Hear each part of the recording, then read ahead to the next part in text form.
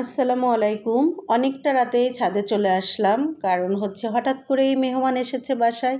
আর বাসায় মেহমান এসেছে আর আমার ছাদ বাগান ঘুরে দেখবে না, সেটা তো হতে পারে না।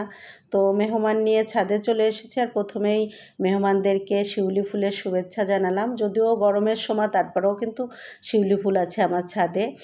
আর মেহমান হচ্ছে একটা মিষ্টি সম্পর্কের মেহমান, আমার বিয়েই এবং বিয়ান। বিয়েই বিয়ান কিভাবে? এটা হচ্ছে, ভাববেন না যে ছেলে মেয়ে বিয়ে দিল না তাহলে বিয়াই বিয়ান কি করে হলো। আসলে হচ্ছে এটা আমার ননদের দেবর এবং দেবরের ওয়াইফ। তো সেই সূত্রে তো বিয়াই এবং বিয়ানই হলো। আর বিয়ানকে একটা গন্ধরাজ ফুল দিলাম, কারণ রাতের বেলা গন্ধরাজ ফুলে কিন্তু প্রচুর প্রচুর ঘ্রাণ।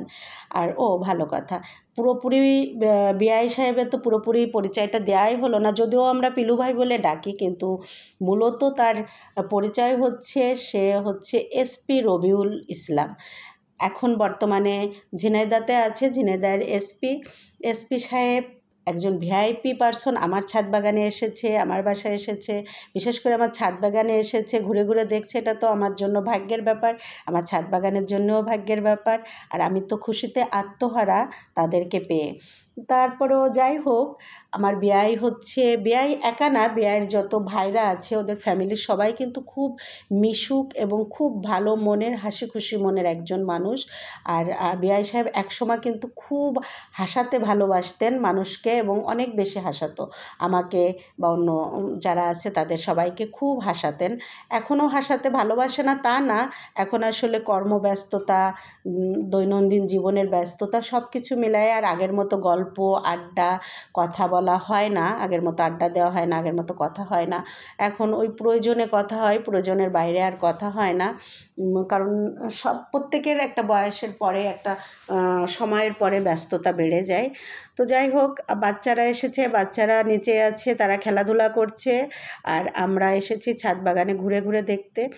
আর যারা ছাদে বাগানে দেখতে আসে সবাই কিন্তু আন্তরিকতার সাথে ঘুরে দেখে না।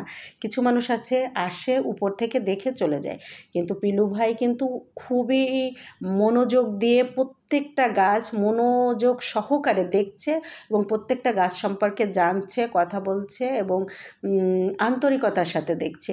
আসলে আমরা যারা বাগানি, আমাদের বাগানে যদি গেস্ট আসে এবং সেই গেস্ট যদি আন্তরিকতার সাথে দেখে, তাহলে দেখবেন আমাদের মনের ভিতরেও একটা ভালো লাগা কাজ করে। আর আন্তরিকতার সাথে যারা দেখে তারা প্রত্যেকটা গাছের কাছে যায় এবং প্রত্যেকটা গাছের সৌন্দর্য উপভোগ করে। আর যারা এমনিতে গাছকে অত বেশি ভালোবাসে না, আসে সামনে থেকে একটু দেখে, উপর দিয়ে দেখে চলে যায়। যাই হোক, এপাশে আবার ফল গাছ থেকে নিজ হাতে ফল পেড়ে খাচ্ছে এবং রিভিউ দিচ্ছে যে জামরুলগুলো প্রচুর মিষ্টি এবং অনেক স্বাদের, অনেক টেস্টি। তো ভাবিকেও একটা ছিঁড়ে দিল। তো আসলেই আমার এই জামরুলগুলো কিন্তু সত্যি অনেক মজার। আর আমার এই থানকুনি পাতাগুলো দেখে খুব পছন্দ হয়েছে, বলছিল যে আমার এরকম একটা থানকুনি পাতা ক্যারেটে লাগানোর দরকার। এদিকে চুই ঝাল আছে দেখেও খুশি হলো, এবং সবথেকে বড় কথা কি, ভাই দেখে অবাক যে এত গাছ, এত সুন্দর করে পরিচ্ছন্ন, এত গাছ কীভাবে সম্ভব? তো আমার মতো 2-3 জন লাগবে এটার পরিচর্যা করার জন্য, আর সেখানে আপনি একা, আর ভাই আপনাকে হেল্প করে, দুজনে মিলে কী করে সম্ভব?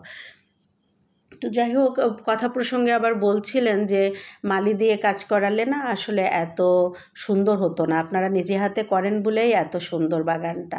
আসলে এটাই সত্যি কথা, আমরা নিজে হাতে করি বলে সুন্দর যতটুকু না, তার থেকে তৃপ্তিটা কিন্তু অনেক বেশি। তো এই পাশে হুক ক্যাকটাসগুলো দেখে পিলু ভাইয়ের খুব পছন্দ হলো, যদিও তারপরেও জায়গা নেই তাই নেওয়া হলো না। আর এদিকে বাচ্চারা নিচে দুষ্টুমি করছে, তাই আমরাও নিচে চলে গেলাম। আজকের মতো আল্লাহ হাফেজ, টাটা, বাই বাই।